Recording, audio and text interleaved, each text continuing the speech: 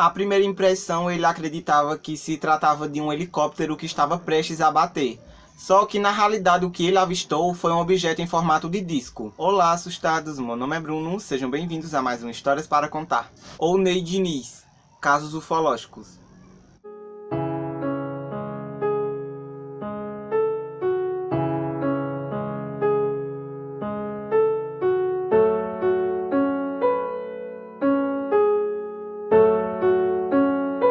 Era dia 25 de janeiro de 1969, em um sábado, por volta das 4h30 e 5 horas da tarde, um senhor profissional na área de fotografia tirou uma foto de um suposto OVNI em um local que fica em frente da estação de tratamento de água números 3 e 4 da Sanasa, em Campinas. Mas Ney relatou o ocorrido apenas em 1995, quando disse naquele dia estar treinando sua cachorra para caça. Naquele sábado ele foi fotografar a festa de aniversário de um filho de um de seus amigos.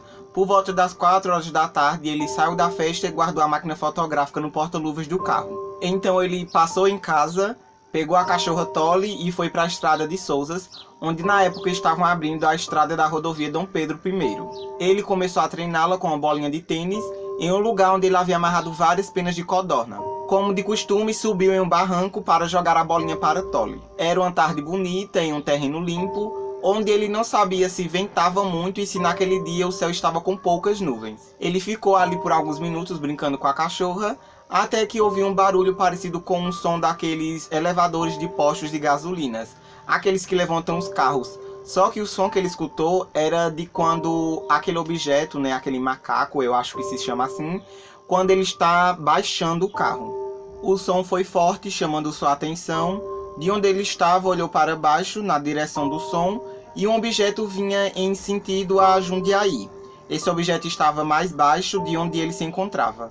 Ney conta também que o objeto voava em uma distância igualada à altura de um poste de rua. Quando o objeto começou a subir, se lembrou da máquina fotográfica no porta-luvas do carro e correu para buscá-la. À primeira impressão, ele acreditava que se tratava de um helicóptero que estava prestes a bater.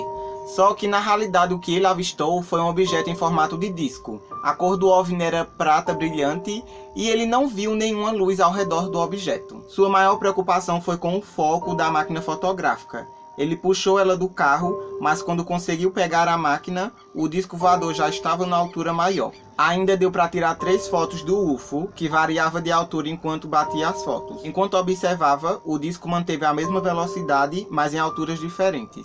Logo após a última foto, o OVNI foi em direção a Itatiba e Bragança Paulista.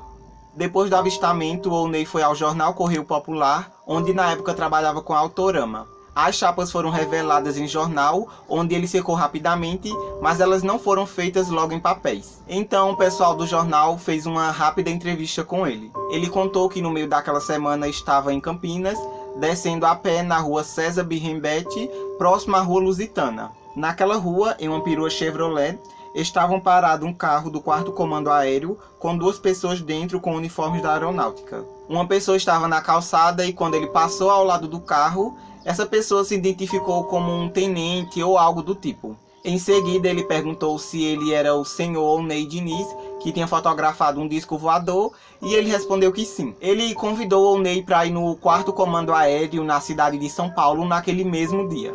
Ele disse que não poderia ir naquele momento porque já era tarde, um pouquinho mais de 3 horas da tarde, então o oficial perguntou se ele poderia comparecer ao local no dia seguinte, levando as fotos, e ele respondeu que sim. No dia seguinte ele chegou no 4º Comando Aéreo, se identificou e foi avisado de que já estavam lhe esperando. Uma pessoa lhe levou até a sala do comandante, onde as 3 pessoas do dia anterior foram chamadas, e logo após um café na sala, o assunto rendeu para o caso do disco voador. Eles pediram negativo, Ney entregou um meio desconfiado e perguntou se as fotos seriam apreendidas, mas eles disseram que não, porque eram todas dele. Os militares colocaram os negativos em projetores de slide de 35 mm, mas as fotos eram de 6 por 6 centímetros, então eles cortaram um pouco para que coubessem. Ficaram observando a projeção durante 30 minutos sem nenhum comentário. Depois de tudo, lhe agradeceram gentilmente, entregaram as fotos para Ney como se nada tivesse acontecido, e o comandante pediu para que um dos sujeitos levasse Ney de volta para a rodoviária. Então, logo após todo esse mistério, Ney não foi mais procurado por aqueles militares e nunca mais viu um disco voador.